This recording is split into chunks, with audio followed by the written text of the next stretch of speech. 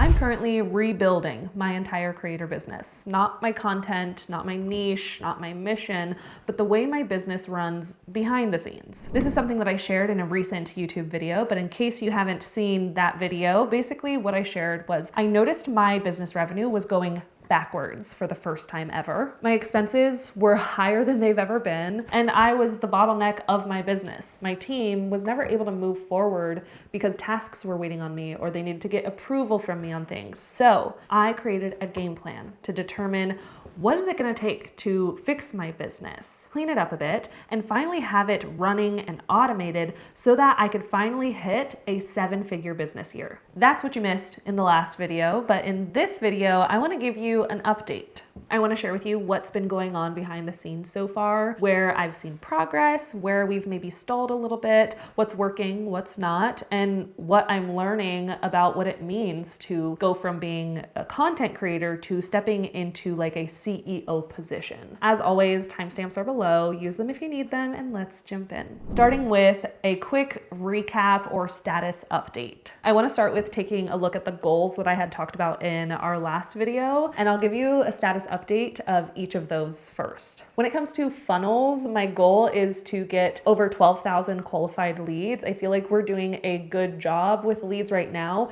We just switched systems, so pulling numbers for that didn't happen for this video, but I'll have more specific numbers on our next video. And this kind of leads me to like funnels overall. My goal is to increase our funnel conversion to 5%, which I think is like huge. Even like 3% would be awesome. This is one that I've been talking about since like last October. And unfortunately, we have not made the progress that I had hoped we would. We're just finalizing our first 3 funnels, and I believe they'll be done by the end of this month. So I'm extremely confident with the people we have on this now, and I'm excited to continue to build these out because I feel like even though we haven't made the progress that I initially thought we would timeline-wise, I feel like now we have the right people and the right traction going in the right direction. And so it's like, okay, the snowball effect is starting, and I'm excited to see where it goes. The first 3 funnels we are finalizing are the platform specific funnels. So creators who are interested in Instagram, YouTube, and TikTok. Those are the first 3 we're going to fine tune, and then we'll work on the other core funnels after that. Our next goal was like fixing systems. I knew we needed a system cleanup because balls were getting dropped, tasks were getting forgotten about. I even wasn't working in our system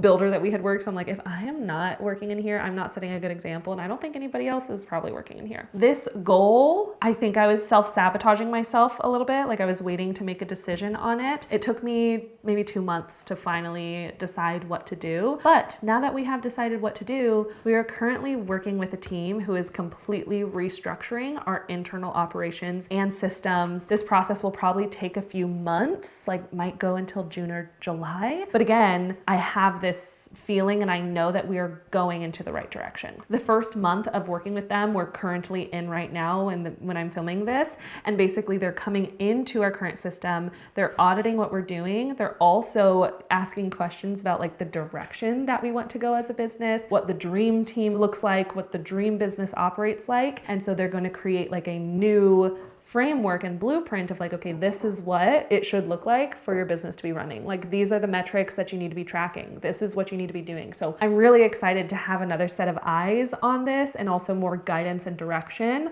of how to properly set this up from a team who's done this with hundreds of other businesses. I don't know what this transformational new system will look like. So when we do have more clarity of like what exactly changed or like, oh, our content calendar went from this to this, I could give more specifics, but right now we're just in that audit phase where they're just kind of creating the new blueprint and will show us that in a few weeks. And then the final goal is like becoming a CEO instead of me being the content creator or employee in my business. When I wrote this, I have no idea what it meant. I think this is one that's always going to continue to be a work in progress. All I knew was like, I need to up level as a person, as a business owner, and we're gonna figure out what this means together. So the rest of this video is going to be about this. I wanna share with you the 4 biggest things that I've learned when it comes to making this shift for me. Like, what does this shift actually look like? Because I think a lot of people talk about, okay, you need to be a CEO instead of like a content creator, like be CEO minded. like, what does that mean? And so I just want to break down those mindset shifts or changes I've made to help me actually practically do that. So one thing I suggest is to take a look at this free resource from HubSpot called the CEO Masterclass. I'll link it down below. It teaches 4 lessons that separates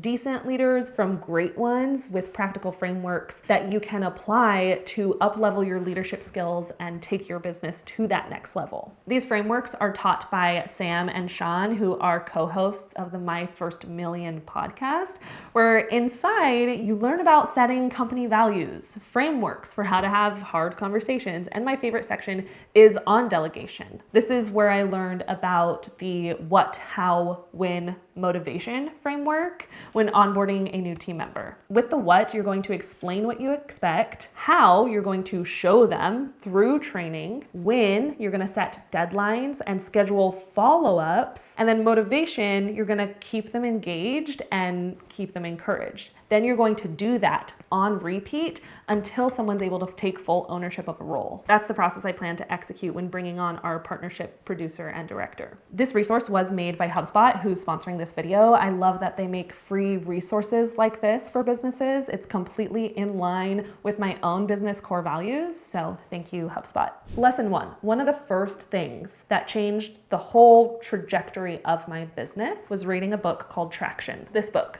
John read this in December and he was like, you need to read this. And I was like, I agree. Just from reading the title, I knew I needed it because I'm like, my business needs to pick up some traction. And when I say reading this book, I don't mean reading it. I mean like actually taking the time to apply it step by step. I honestly could probably make an entire video about all the revelations I had from reading this one book, but I'm just gonna focus on 2 of them for this video. The first one was revisiting and redoing my core values as a business. This is something you hear a lot of people talk about, is like, make sure you know your values. And I did this in 2021. I went to a mastermind and we picked core values and it was like, woo, core values were set. And then I never really thought about them.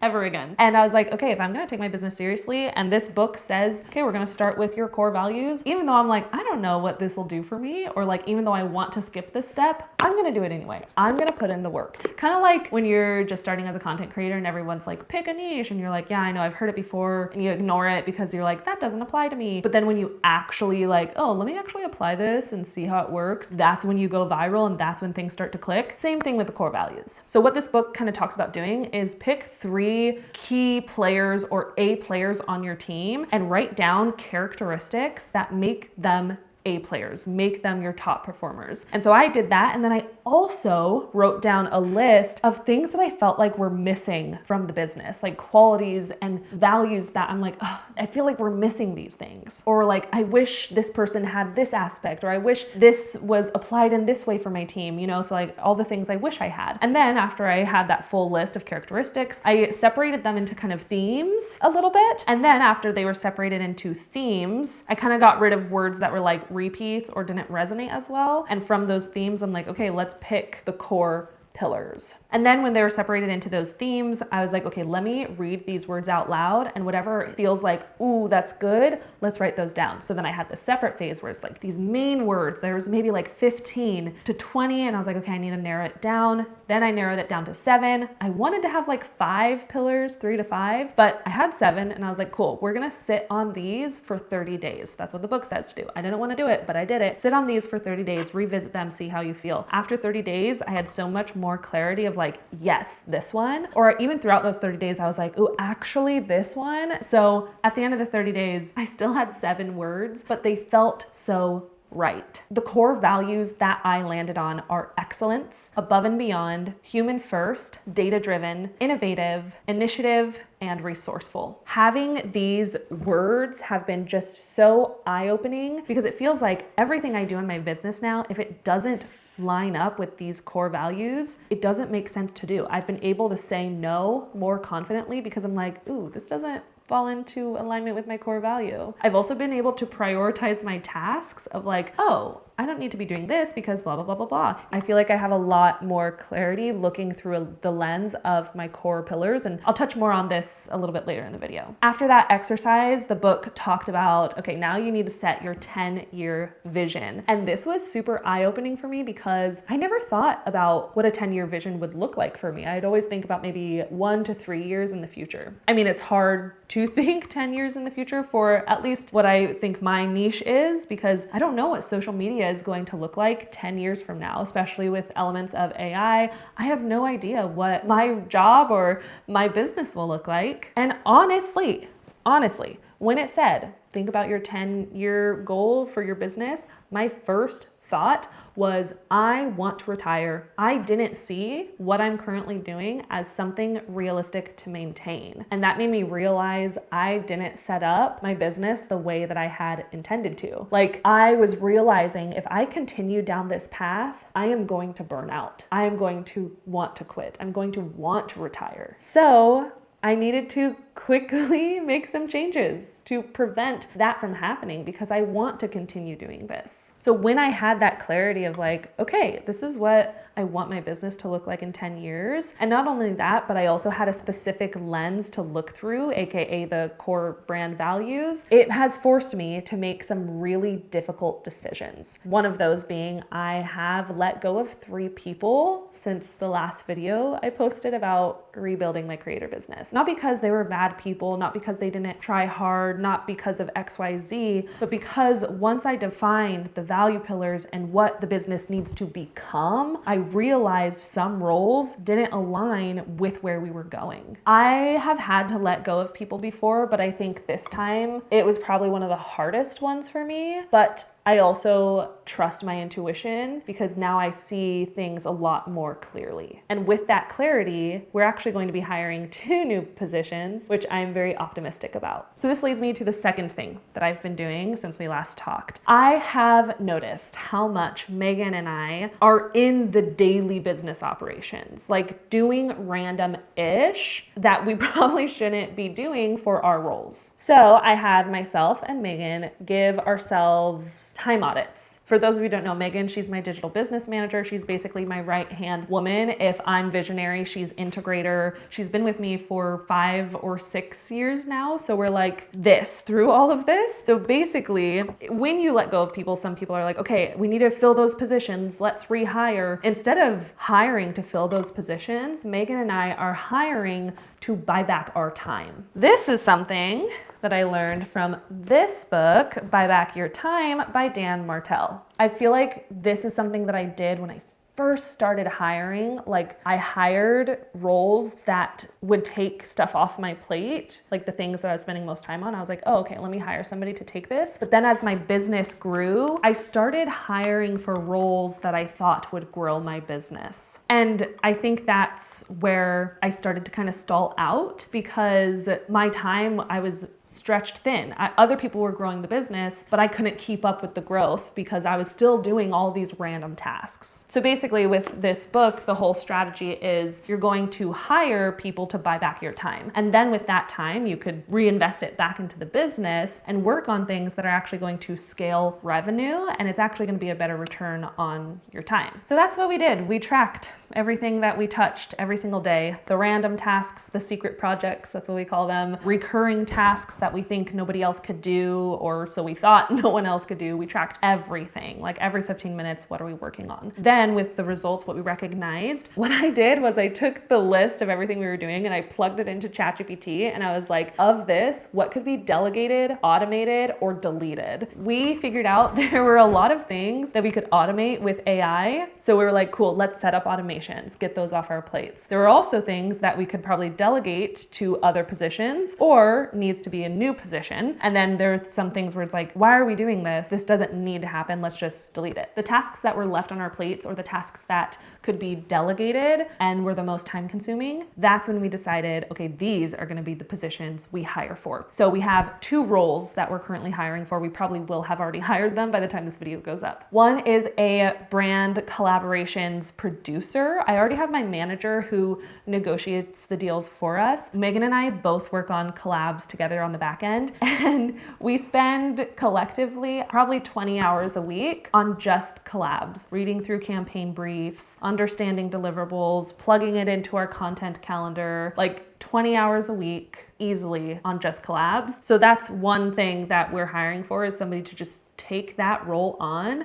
They're gonna be the producer of collab content so that Megan and I don't have to think about it. We just kind of like, I show up, I film, they've already scripted it, we've already worked through the scripts, and then it's done. I don't have to edit it. I'm not planning all the things, talking to the brands. I'm not doing the post, okay, let's nurture the relationship. Like, we spend a good amount of time on collabs, so that's one of the positions. And then the other one is going to be like a VA position directly under Megan to help take off all those random admin tasks that Megan spends hours on every single week. Our goal is to onboard them as best as we can with playbooks, SOPs, all the things. I've noticed stepping into CEO mode, I have to become a better leader, especially during the onboarding phase of new members. So we're creating SOPs and playbooks for both roles, and we plan to stop abdicating and start delegating the right way. I feel like that's been one of my fatal flaws, kind of onboarding someone and then throwing a project at them, not really properly explaining my expectations, or just like walking away and being like, cool, they've got it. I mentally check out. And then if it's not done right, I'm like, oh my gosh, I have to redo it. So that's on me.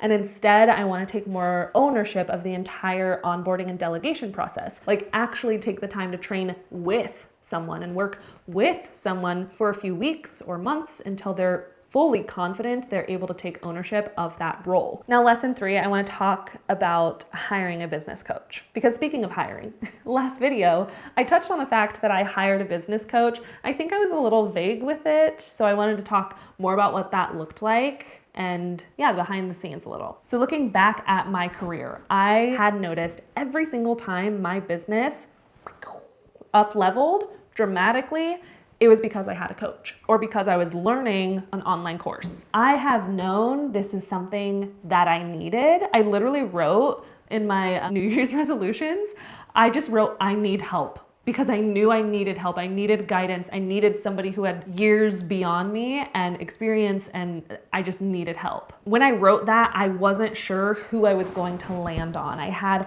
a lot of people I looked up to, but I wasn't 100% confident who it was gonna be yet. But spoiler alert, and maybe you already know, the person I chose was Dan Martell. So I am in Dan Martell's group coaching program. It's called Elite, and I'm in it for basically this whole year. The reason I joined his coaching and not anyone else's that I had on my radar was because I feel like he's completely the exact opposite of me in a way. Like, in the best way, in the sense of everything that I know I lack, I know he has. He has a personal brand. His coaching makes him multiple millions of dollars every year, where he only has to show up maybe 2 hours a week and he's making multiple millions. He knows how to leverage AI strategically. He's an investor in other businesses. Also, his coaching style is not my coaching style. He is very like, no fluff. I'm not gonna sugarcoat it. I'm gonna tell you what you need to hear, not what you wanna hear. And I felt like that was someone I needed. I needed somebody that was gonna be brutally honest with me and kick me in the butt and not just be like, oh, well, Millie, you're doing so great. Like, I didn't want someone like me. I don't know. I feel like that's like sometimes my coaching style is like very like, oh, optimistic coaching. And he's just like, I'm gonna tell you. The moment I knew I had made the right decision with joining his coaching program was one of the very first lessons that I watched in his coaching program. He says he wants to help you create an empire. And an empire is a life of unlimited creation that you never have to retire from. That blew my mind because, like I had said earlier, I was feeling exhausted, and I knew if I continued down this path, I was creating a life that I wanted to retire from. I was like, I want to be retired in 10 years. And so he has shifted my mindset and allowed me to think about what would need to change to allow me to continue to do this forever. I genuinely love what I do. So what needs to change to make that possible? This is honestly like another thing I can make a whole video on, of just like everything I've been learning so far in that coaching program, or mindset shifts that have just been super impactful. But that's just some context of the coaching program that I joined, who I decided to choose, which sounds like it was an audition. It wasn't, you know, who I decided to go with and like why I decided to go with them. All right, let's go to the next lesson that I've learned. The reason I waited so long to join a coaching program, because I knew I needed coaching, was actually a form of self-sabotage. And this is just another realization that I had, is one of my biggest self-sabotaging behaviors, waiting for the right time, waiting for a sign, waiting for someone to validate an idea or even to make the decision for me. I had recognized this pattern was coming up a lot. I was waiting to update our systems, waiting to start a podcast, waiting to change my content format, waiting to hire positions I knew I needed, waiting to get a business coach, to buy a car. Literally my car handle broke off in my hand and I'm like, I could keep this car. The car I drive right now is my first car I ever got, ever. And I still have it. And I know I need a new one, but I'm like, let me just wait. For some reason, decisions feel identity binding for me. Like every decision I make, I associate it with who I am, or like what I choose says something permanent about who I am. Therefore, decisions, my brain treats them as like a threat instead of just simple choices. Like for me, it's not just deciding about what to eat. That's not the decision. It's about the type of person I am if I choose to order out, if I choose to eat out, if I choose to eat healthy. It all says, oh, well, you're this type of person if you choose this. Like it feels like an identity thing. If I just like, oh, maybe I'll let other people decide, it maybe allows me to unintentionally push the blame on someone else if something goes wrong. Or if I just wait to make the decision, it feels like I still have a sense of control about the choice, even though that's not the case. So I have been starting to set some new rules for myself. First thing I ask myself is like, what am I waiting on? Like legitimately, honestly, is there something I do need to wait on? Or like, what are you waiting on? And then I also have chosen to create like ownership rules or decision rules. So if I haven't decided something by this date, then I will decide yes, or then I will decide no. Something I shared in the last video was kind of like a statement that I'm like starting to live by to help me make decisions for my business is, if this doesn't scale revenue or protect my energy, it's a no. Does this line with my business's values? Those are some decision makers that have helped me. Once I realized I was like waiting on things and it was actually coming back to bite me in the butt, I've been like way more decisive. I just like decide to do things now. And I'm just not saying like yes to everything, but I'm like quick to say yes and no. So hiring new people, knowing who to hire, starting a podcast, buying a car, building a new business, because like, why not? Why not just go for it? And I honestly think deciding yes and no on things that I've just been waiting on or leaving in the back of my mind, like it actually makes me feel more excited about my business and more fired up to take action and work towards something. So I'm really glad that I had that revelation, and I hope to continue to unpack that and get better at this. Okay, so where are we going? What is next for this business transformation? Well, we're gonna continue working on funnels and systems. I want to update BSP this year. That will likely be like an ongoing throughout the year, probably gonna be best version of BSP we've ever had. I will be hiring at least 2 new team members by the time you see another video. Hopefully they'll be trained and I will have more time to start working new things like maybe launching a podcast or offering group coaching, starting a new business. I also think by the end of this year, my team might look like completely different. So I'm excited to see where that goes. I've noticed the theme this year, I know I want to scale, right? It's like the 7-figure year, but for some reason, scaling doesn't feel like this upward trajectory. It feels more about depth. Like before, when I thought about scaling, I would think like rapid growth and churning out a bunch of content or getting new email list subscribers, posting videos, sales, and that's not really the type of scaling that I'm striving for right now. I want my business to do what it already does, but like better. I want to lean into BSP and make it better. I want to spend time with my students, but make that time quality time. Instead of just thinking about the next video and churning out content, I want to focus on like creating YouTube videos as assets and being intentional. And I think that sort of thinking of depth and just making what I already do better, I think naturally that growth or typical scaling will come with time. But this year I'm feeling it's more about like depth. This season of my business feels completely different than anything before. I feel like it's forcing me to literally have to think outside the box of what my usual content creator routine looks like, because I don't want to be the bottleneck anymore, but I'm also the face of the brand. So you got to get creative with like scaling, but not burning out. I don't want any more duct tape systems where it's like, well, done's better than perfect. Like I don't want that good enough energy for, oh, let's just slap a Band-Aid on it and call it a day. I don't want to feel busy, but also feel like I'm not going anywhere anymore. I really want leverage, like clarity, longevity, and I want to build a system and a business that I never have to retire from. If you enjoy me documenting and sharing this journey in real time, let me know down in the comments below, because these types of videos feel so out of the norm for me to make. I get a little self-conscious posting something like this, not because I'm like, oh, they're seeing behind the scenes. It's just because it's not my traditional educational, here's 3 things that you could apply today. It's more like about me. So it feels weird to like share that instead of teaching steps. So if you like this style of video, I could use a little extra confirmation from all of you in the comments below if this video is even like landing well with you. I'd also be curious to hear from you what sort of questions you have, or if there's anything you want me to talk about in the next follow-up video about this. As always, thank you so much for watching, and I'll see you in the next one. Follow your joy. Bye. Woo.